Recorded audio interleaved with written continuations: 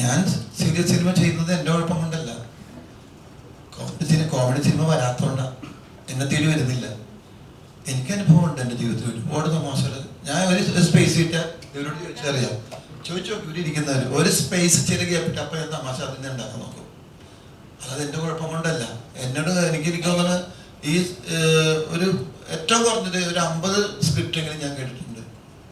കുറഞ്ഞതാണത്. തമാശ സിനിമകൾ എന്ന് പറഞ്ഞ് കഥ പറഞ്ഞ കൂട്ടത്തിൽ ഒരു 50 എന്തെങ്കിലും ഏറ്റവും കുറഞ്ഞത് ഞാൻ കേട്ടിട്ടുണ്ട്. എനിക്കൊരു വർക്കൗട്ടായില്ല. അതത്ര അങ്ങോട്ട് സുഖമാകുന്നില്ല. അപ്പൊ നല്ല കോമഡി സിനിമകൾ ഉണ്ടാക്കാൻ കഴിവുണ്ടെങ്കിൽ ഇപ്പോഴും സ്പേസ് ഉണ്ട് എനിക്ക്.